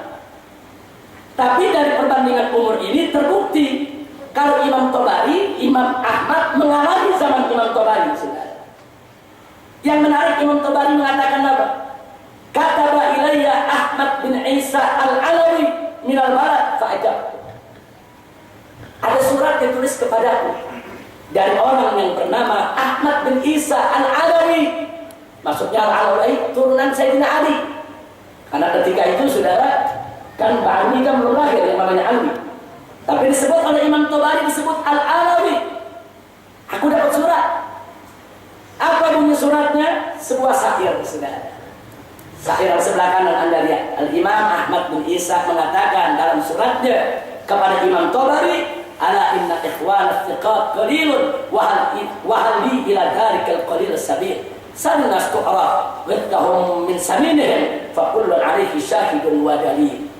Jadi di sini Imam Ahmad bin Isa bertanya kepada Imam Tabari, ini orang-orang yang bisa dipercaya dikit betul, ikhwan al-thiqat qalil dikit, fa'alli ila dharikal qalil sabil, tapi walaupun sedikit, apa saya punya jalan untuk berhubungan dengan mereka, untuk bisa dekat dengan mereka. Ini punya syairnya, saudara. Jadi ini Imam Ahmad menunjukkan kegundah gulanaannya. Betapa di zaman itu nyari orang bisa dipercaya itu sulit. Banyak orang suka dunia, banyak orang suka menyelewengkan ajaran dan lain sebagainya. Dijawab dengan syair oleh Imam Tabari. Beliau katakan, yusidu amir dhann fi juhdi jahil fahalli bi husni dhanni minhu sabil. Ta'ammal amiri ma dhananta wa qulta fa inna jamil dhanni minka jamil. Jadi dikatakan Imam Tabari bilang apa? Ini yang menarik, Imam Tabari manggil Imam Ahmad bin Isa Amir. Amir dipanggil, yusi'u amiri, artinya tuanku, amiri, pemimpinku. Wahai tuanku, maksudnya kegundah gulanaannya, sehingga berprasangka kepada orang-orang yang memang banyak nggak bisa dipercaya. Tentu itu satu hal yang sangat memprihatinkan. Tapi beliau minta ta'ammal amiri, camkanlah wahai tuanku, wahai pemimpinku. Begitu dikatakan, saudara, bahwa engkau punya dugaan ini sangat berharga. Sebab kalau kau sudah berprasangka baik kepada orang, wah itu mutiara buat orang tersebut. Di sini dikatakan, fa inna jamil dhanni minka jamil. Sesungguhnya sangkaan yang baik yang berasal dari engkau merupakan satu keindahan. Saudara, ini Imam Tabari ini otoritatif ulama salaf, pengarang tafsir.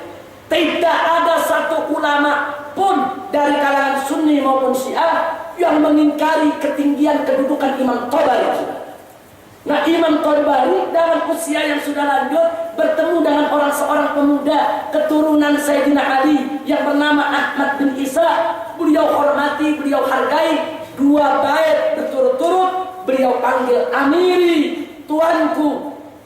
Itu menunjukkan apa? Menunjukkan beliau cinta kepada Ahmad bin Isa, dan beliau mendudukkan Ahmad bin Isa di tempat yang sangat terhormat, sudah.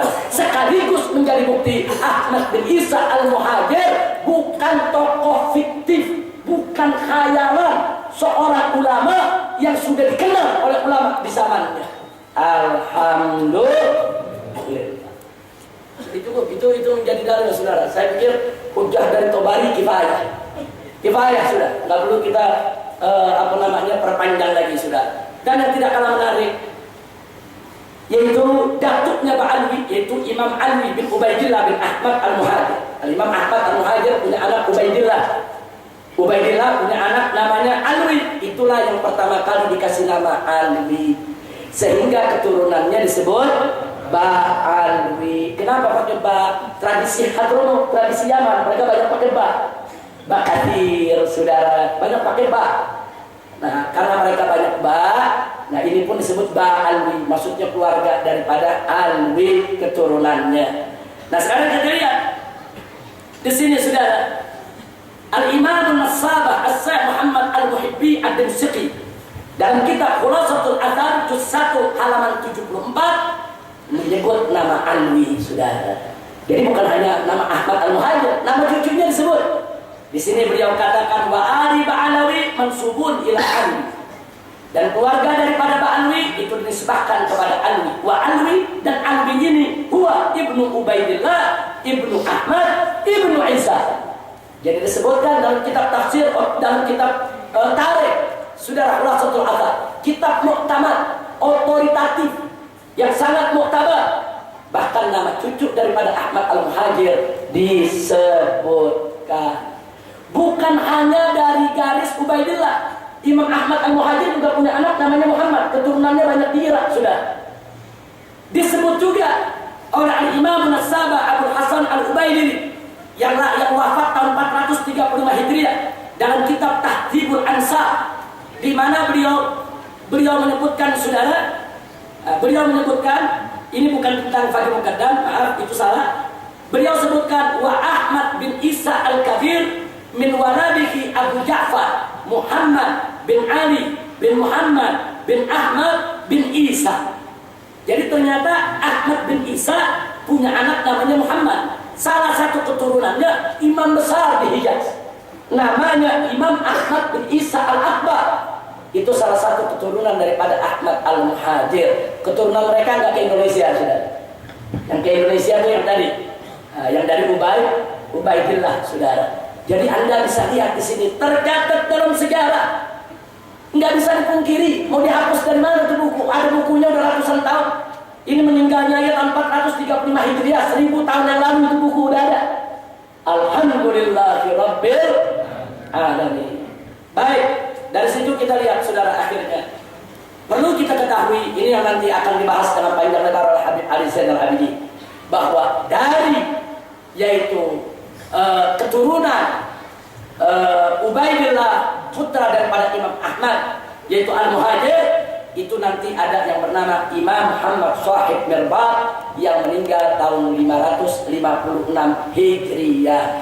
Inilah datuknya Alawiyin, Ba'alwi, Habaib yang ada di Nusantara, Indonesia, selatan Thailand, selatan Filipina, Brunei, Singapura, Malaysia, semua Ba'alwi datuknya dari Al-Imam Muhammad Shahid Mirbat.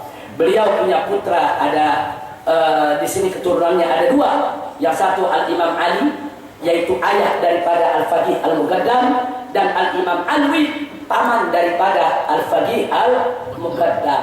Al-Imam Ali, saudara, dengan Al-Imam Alwi, putra daripada Muhammad Shahid Mirbat, ini keturunannya, kalau saya lihat catatan Habib Ali Zainal Abidin yang dikirim ke saya lewat email, tidak kurang dari 149 leluhur Alwiyin, 149 marga kalau orang Indonesia bilang, saudara.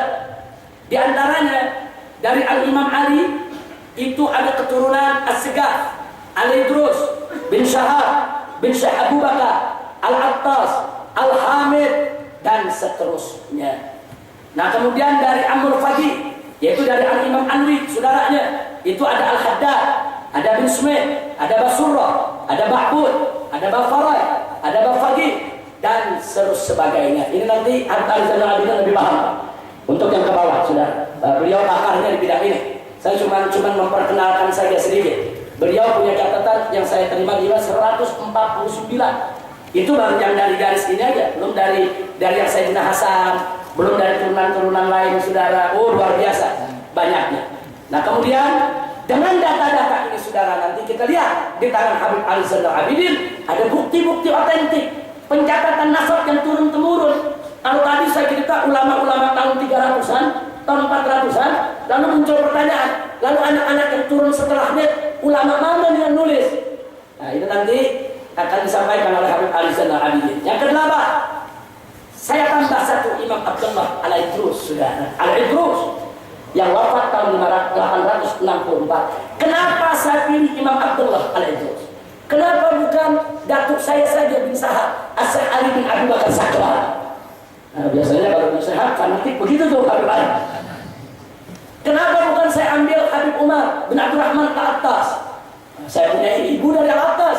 Kenapa saya nggak ambil dari yang lain? Kenapa Habib Abdullah Idrus saya cantumkan? Sebab nama Habib Abdullah Al-Idrus di zamannya Harun Kasyamsi dikenal oleh ulama-ulama dunia.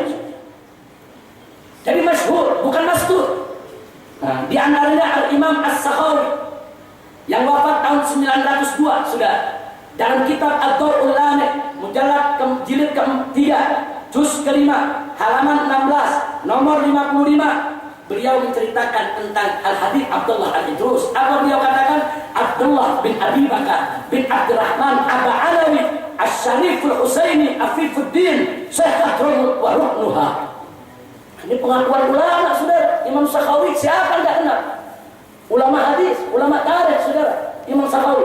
Beliau katakan bahwa Abdullah bin Abu Bakar bin Abdurrahman Aba Alawi, beliau adalah As-Syariful Husaini. Beliau adalah seorang syarif dari turunan Sayyidina Husain Afifuddin. Artinya ini orang mulia betul agamanya, tokoh pemuka agama, orang mulia di dalam agama. Syekh Hadramut pemimpinnya, ulama-ulama Hadramut, wa ruknuha, dan rukunnya. Artinya di sini yang menarik, Al-Imam Sakhawi mengakui bahwa Al-Idrus itu memang alim, memang Syarif Husain, memang beliau itu turunan daripada Abdurrahman Sagaf. Jadi memang ulama mengakui di Hadramut itu bukan mereka ngarang-ngarang, memang mereka asalnya dari Mekah. Masjid-masjid mereka Quraisy semua, bukan asal mereka dari Yaman, bukan asal mereka dari Hadramut, cuma mereka turun-temurun di Hadramut untuk menyelamatkan agama. Kemudian Al-Imam Ibn Hajar Al-Haytami, ini faqih dalam mazhab Syafi'i. Siapa yang nggak kenal, saudara? Ini dalam kitab Mu'jamnya, beliau ini yang ngarang kitab Tuhfatul Muhtaj, ini karangan Ibn Hajar Al-Haytami. Begitu juga Al-Imam Sawa'i. Ini ulama besar, saudara, dalam mazhab Syafi'i. Beliau katakan, siapa itu yang namanya Abu Bakar? Putranya Habib Abdullah, yaitu Habib Abu Bakar bin Abdullah Al-Idrus, Sahibul Ladan, Sahibul Adan, Al-Adani. Sudah, beliau katakan wahiyya, saudara, dan riwayat ini Anil Qutbi. Ibn Hajar mengakui bahwa Habib Abu Bakar bin Abdullah Al-Idrus Al-Qutub. Artinya Al-Qutub itu udah pusat, udah sumbernya, saudara. Jadi kalau sudah disebut wali kutub, itu pemimpinnya para wali, pemimpinnya para ulama, beliau akui Al-Qutub Abi Bakar bin Abdullah Al-Idrus bin Abi Bakar bin Abdurrahman As-Sagaf, dipanjangin sama Ibn Hajar, bin Muhammad bin Ali bin Alwi bin Muhammad bin Ali bin Muhammad bin Ali bin Alwi bin Muhammad bin Alwi bin Ubaidillah bin Ahmad bin Isa bin Muhammad bin Ali Al-Quraidi, disebut sampai Imam Ali Al-Quraidi. Jadi artinya nasab para habaib di Hadramut sudah dikenal oleh ulama-ulama seantero dunia, saudara. Bukan mereka karang-karang. Alhamdulillah. Jadi kalau Allah itu selamat, berusaha ikut selamat. Sebab penjahat ada jalan terus satu periode sudah. Nah kalau kakaknya nggak selamat, adiknya nggak selamat juga. Nah kalau kakaknya dibilang palsu, ntar adiknya ikut palsu lagi sudah. Alhamdulillah, kira-kira jelas tidak? Paham semua? Baik. Nah ini sekedar catatan, tidak perlu saya bacakan. Nanti kalau ada mau fotokopi silakan. Saya tulis ada 20 kitab-kitab tarikh dan nasab yang mencatat nasab para habaib di Hadramut. Ini yang ngarang bukan habaib, yang ngarang dari luar habaib. Hanya ada 1-2 yang habaib, yang lain masyaikh yang karang dari kalangan masyaikh. Mereka yang karang kitab-kitab ini yang mencatat daripada nasab para habaib yang ada di Hadramut. Alhamdulillah.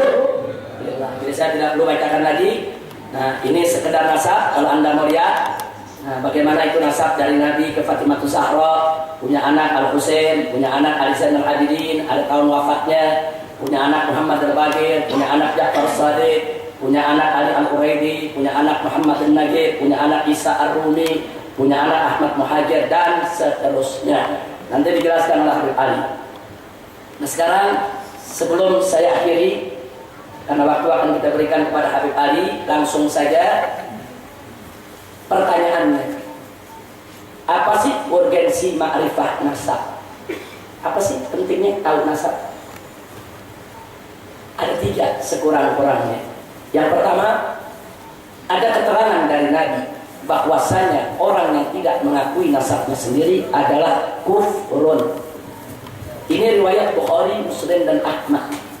Nabi mengatakan la targhabu an abaikum faman raghiba ghairi abi fahuwa kufrun. Jangan kalian tolak nasab kalian ke ayah kalian. Hati-hati menolak nasab kalian dari ayah. Siapa yang menolak nasabnya kepada ayahnya, itu adalah kekufuran. Ini hadis sahih Bukhari. Nah kemudian yang kedua kebalikannya, bagi yang ngaku-ngaku bernasab kepada yang bukan nasabnya sudah. Jadi ada Habib ngaku Habib nomor 1 tadi, haram, kufur. Ada turunan Nabi dia nggak mengaku dia turunan Nabi, kufur sudah, nggak boleh dia tolak turunannya. Kalau itu dia turunan Nabi, dia mesti akui dia turunan Nabi. Begitu juga sebaliknya, kalau ada bukan turunan Nabi, ngaku-ngaku turunan Nabi, mal'un, dilaknat. Nah, ini riwayatnya riwayat Ibn Majah. Saudara Nabi mengatakan man intasaba ila ghairi abi, dan siapa yang nasabkan dirinya kepada bukan selain ayahnya, saudara, fala'natu fa'alaihi laknatullah wal malaika wan nasi ajma'in.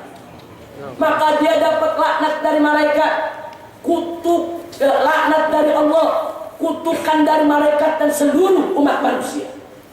Nggak boleh. Maka itu yang bukan Habib jangan ngaku Habib, yang bukan turunan Nabi jangan ngaku turunan Nabi. Nah ini urusan ini saya punya problem besar. Ini wartawan-wartawan semua pengurus FPI disebut Habib. Iya, sampai Kiai Misbah disebut wartawan Habib Misbah, Habib Misbahul Anam, Habib Sobri Lubis. Nah tinggal Habib ada kebingungan kapan Lubis jadi Habib. Akhirnya saya yang diprotes. Padahal nggak ada pengurus FPI yang ngaku Habib, nggak ada. Ya Kiai Misbah ya Kiai, Ustaz Sobri ya Ustaz, ada Ustaz Awid ya Ustaz. Cuma nih wartawan kalau lihat FPI udah Habib, udah. Masya Allah, ntar kadang-kadang ada Al-Si Malakama disebut Habib pula. Jadi ini sekaligus klarifikasi saudara, jangan, nggak ada. Jadi nggak semua pengurus FPI itu Habib. FPI ini bukan lembaga nasab, bukan. FPI ini bukan ahli nasab. Ahli nasab ada orangnya, lembaga nasab ada tempatnya. Nah mereka yang lebih tahu. Nah cuman memang di FPI mereka yang nasabnya sudah sabit disepakati oleh para ahli nasab, wajib untuk kami akui dia sebagai Habib. Dan bagi mereka yang disepakati oleh ahli nasab bahwa dia dusta, dia bohong, nasabnya palsu, maka FPI wajib menolak nasab dia sudah. Nggak boleh diakui, haram. Yang begini nggak boleh jadi pengurus di FPI sudah. Kalau dia sudah berani berbohong kepada Allah dan Rasulnya, bagaimana kepada perjuangan? Jangan. Tapi ada model ketiga, ini bukan bidang FPI. Orang yang nasabnya diperselisihkan. Sebagian ahli nasab bilang dia Habib, sebagian lagi bilang bukan. Dia mencoba menunjukkan bukti-buktinya, hanya bukti-buktinya dianggap oleh lembaga nasab kurang kuat. Nah sehingga akhirnya saudara dia tidak bisa diakui sebagai Habib, tapi juga tidak dituduh sebagai pembohong. Wallahu a'lam. Cuman Allah yang tahu. Bisa jadi nasabnya benar, bisa jadi nasabnya enggak. Untuk yang seperti ini, FPI mutawakif, FPI abstain, nggak ikut campur. Itu bukan bidang kami, saudara. Kami serahkan kepada Allah Subhanahu wa Ta'ala, hanya Allah yang tahu. Karena itu saya serukan melalui majelis ini, mereka yang sudah tahu dirinya bukan habaib, haram, Anda mengaku-ngaku sebagai keturunan Rasulullah, mal'un, dilaknat. Dan mereka yang sudah terang nyata sebagai keturunan Rasulullah juga haram kalau mereka mengingkari nasab dari orang tuanya, saudara. Nah, ini yang perlu kita sampaikan. Jadi karena nasab ini punya kepentingan, orang mesti ngakui itu nasab, berarti mengetahui nasab keturunan Nabi menjadi penting. Untuk apa? Untuk dia menjaga hadis Nabi ini. Jangan sampai yang bukan ngaku, jangan sampai yang benar nggak tahu, saudara, kan berbahaya. Bagaimana caranya? Yang benar turunan Nabi tahu dirinya turunan Nabi, yang bukan turunan Nabi sadar kalau dirinya bukan turunan Nabi. Inilah urgensinya kenapa ilmu nasab harus diajarkan, harus ada sepanjang zaman. Karena keturunan Nabi kan terus ada, sepanjang zaman kan harus ada ahli nasab, saudara. Bukan dulu saja, yang sekarang pun harus ada ahli nasab. Yang ketiga, dalam kitab fikih kalau kita belajar, saudara, kalau Anda menolak nasab seseorang, kau bukan anak ayahmu, atau ada seorang Habib, Anda bilang, kau bukan Habib, kau bukan turunan Nabi, itu hukumnya sama juga Anda menuduh ibunya berzinah dengan orang lain. Dan dia harus dicambuk 80 kali, haddul qadha. Nah, justru disinilah pentingnya yang Habib tahu nasabnya, supaya orang lain gak seenaknya untuk menolak dia, karena berkaitan dengan hukum fikih, saudara. Saya tidak bahas itu, nanti belajar fikih ada babnya, namanya babul qadha. Kemudian yang ketiga, ada janji pensucian ahlul bait dari Allah. Dalam surat Al-Ahzab ayat 33, faqala ta'ala, inna ma yuridu Allah yuthiba ankum rijsa ahlal bait wa yutahhirakum tathira. Sudah, artinya ada janji dari Allah. Allah akan mensucikan keluarga Nabi, ahlul bait Nabi, termasuk keturunan Nabi. Yang penting keluarga Nabi tersebut berusaha beriman, bertakwa, beramal sesuai dengan apa yang Allah dan Rasulnya perintahkan. Allah bersihkan. Nah, jadi ini ada hukum Allah. Nah kalau hukum Allah ini berlaku kepada siapa? Kepada keluarga Nabi. Keluarga Nabinya yang mana? Yang mesti ditegaskan dong dengan ilmu nasab, sudah, supaya ayat ini bisa terus berjalan kepada objek yang dibicarakan. Yang kedua, saudara, urgensinya. Kalau tadi urgensi ilmu nasabnya, kalau sekarang urgensi nasabnya beda dong. Apa sih pentingnya? Kita tahu nih nasab Habib, apa pentingnya nih? Orang tahu saya keturunan Nabi, apa pentingnya? Pertama, ada janji pensucian dari Allah. Kedua, ada kewajiban mencintai ahlul bait atau seluruh umat, saudara. Allah yang menyatakan di dalam Al-Quran, faqala ta'ala kepada Nabi alaihi salatu wassalam, qul la as'alukum alaihi ajra illa al-mawaddata fil qurba. Katakan hai Muhammad kepada kau punya umat, katakan, apa mesti dikatakan? Aku tidak minta upah apapun dari kamu sekalian atas jasaku menyebarkan Islam kepada kalian, kecuali cinta kasih untuk keluargaku. Ini perintah Allah. Allah yang perintahkan umat Nabi wajib cinta kepada kerabat Nabi, keluarga Nabi, termasuk keturunan Nabi kita Muhammad sallallahu alaihi wasallam. Yang ketiga, saudara, haram membenci ahlul bait. Sampai dalam hadis Nabi mengatakan, walladzi nafsi biyadihi la yuqiduna ahlal bait ahadun illa alhallahu nar. Kata Nabi, demi Allah yang jiwaku ada dalam kekuasaannya, tidak seorang pun di antara kalian membenci kami ahlul bait, membenci aku punya keluarga, kecuali Allah jebloskan dia ke dalam neraka jahanam. Dan kita wajib dengan hukum Allah, menjalankan syariat Islam. Karena cinta keluarga Nabi wajib, benci keluarga Nabi haram. Itu bagian daripada ajaran syariat Islam, saudara.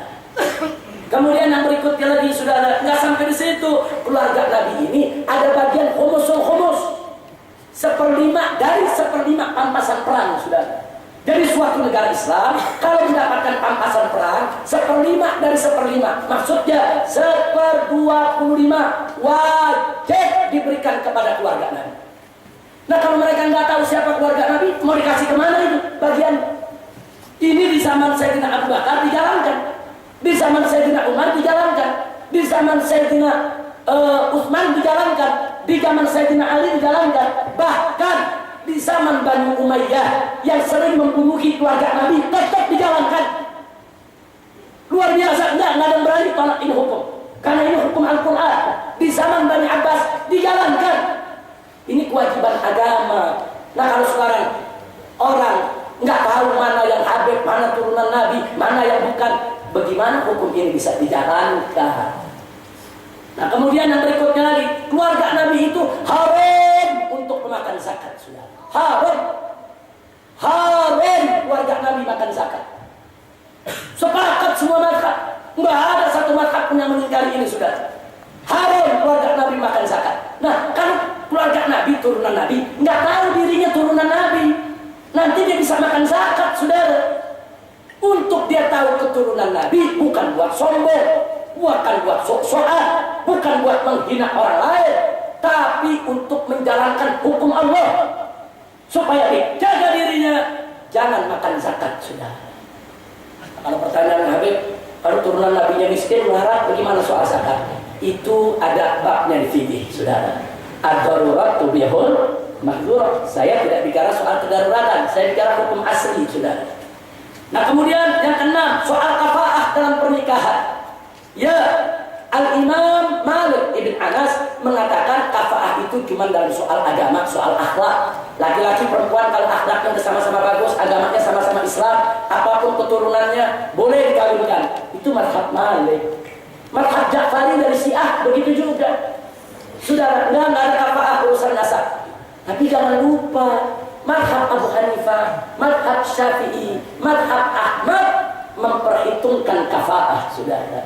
Mereka menjadikan kafaah sebagai syaratul nuzul, syarat sempurnanya nikah.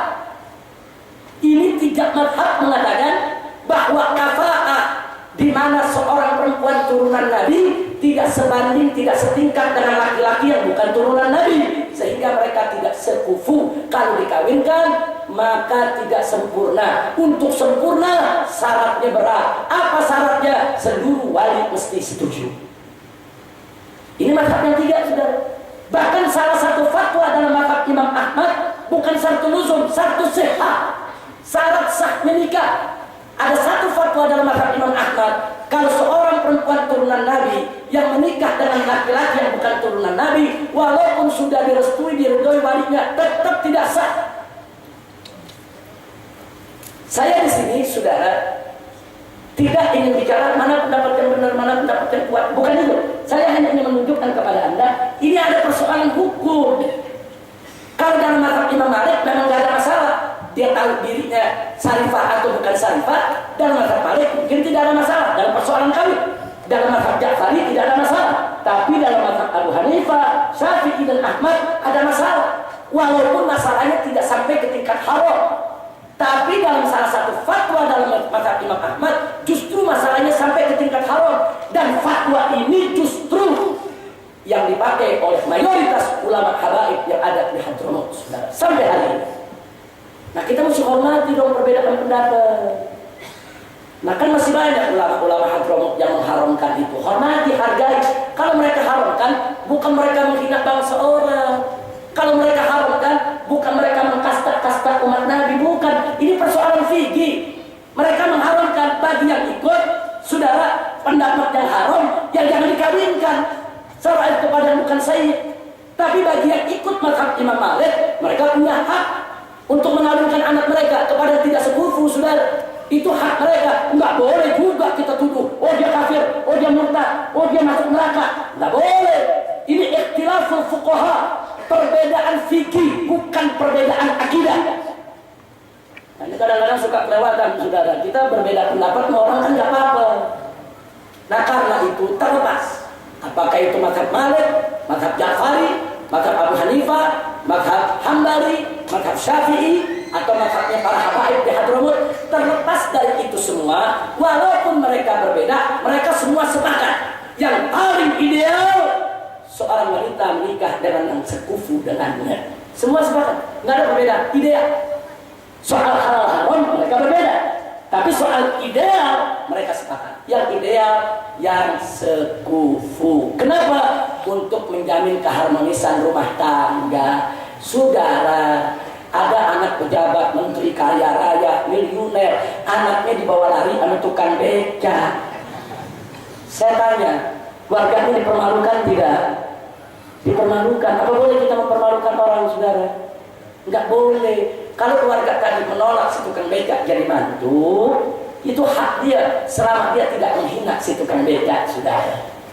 Hak, memang tidak sekufu anaknya dikawinkan dengan yang nggak punya apa-apa. Anaknya belajar profesor, doktor, dari keluarga keraton, saudara. Wah, dididik luar biasa, tata keramanya tinggi. Kawin sama tukang becak yang nggak sekolah, yang ngomongnya sialan, babi, anjing. Masuk ke dalam keraton, saudara, yang ngomongnya pakai tata krama. Ini jadi problem sosial, saudara.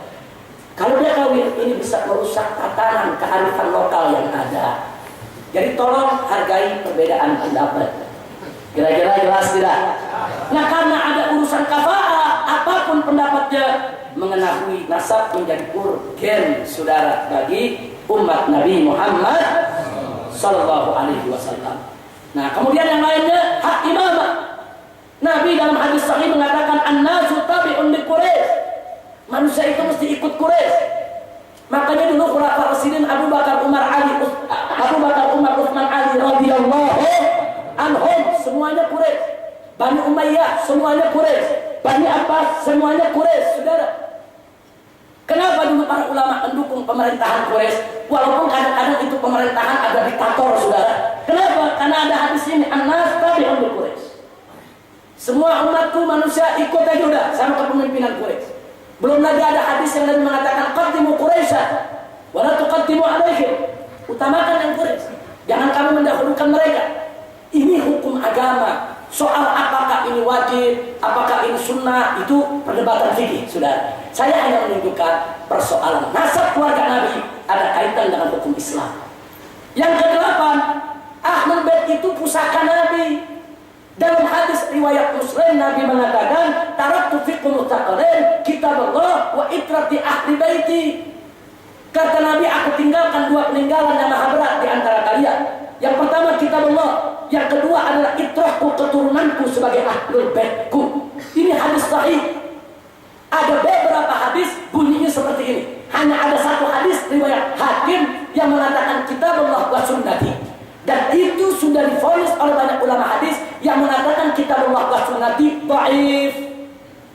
Yang sahih adalah kitab Allah wa itrati ahli baiti. Kalaupun kita mau ambil dua-duanya, sebagaimana ditawarkan oleh Imam Suyuti, ambil aja semua hadis sahih. Artinya Nabi meninggalkan Al-Quran. Di samping Al-Quran ada As-Sunnah yang menjelaskan isi kandungan Al-Quran. Itu yang pertama. Yang kedua, Nabi meninggalkan keluarganya, keturunannya untuk menjaga Al-Quran dan As-Sunnah.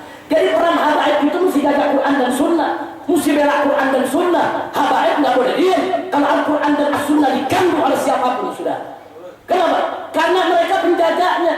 Nabi yang katakan, aku tinggalkan dua peninggalan maha berat. Kalau kalian mengikuti mereka, kalian selamat. Satu Al-Quran, dua adalah keturunanku dan keluarga.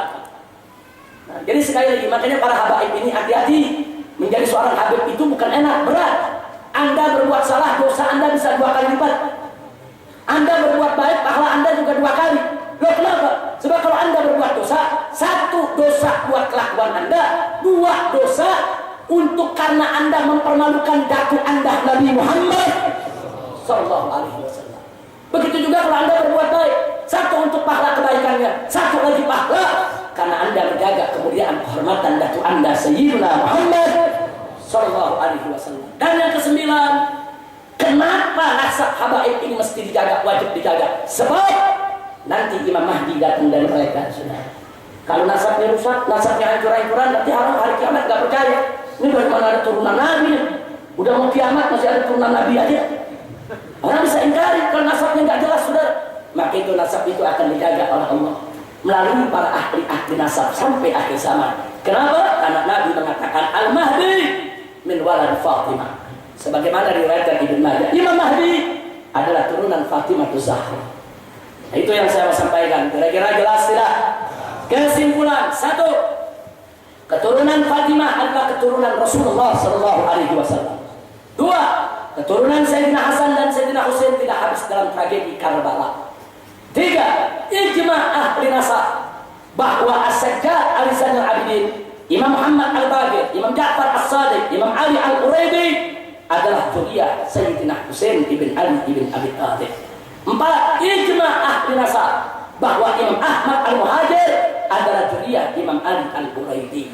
Dan kelima, ijma ahli nasab bahwa Ba'alwi yang ada di Hadramut yang menyebar turunannya ke Nusantara, Indonesia, Malaysia, Singapura dan seterusnya, mereka semua adalah turunan Imam Ahmad Al-Muhajir. Kesimpulan akhir bahwa habaib di Indonesia yang nasabnya betul-betul sebagai Ba'alwi, mereka adalah keturunan Nabi Muhammad Sallallahu Alaihi Wasallam. Nah, itu yang bisa saya sampaikan. Saya persilakan langsung Habib Ali Zainal Abidin maju ke depan. Silakan.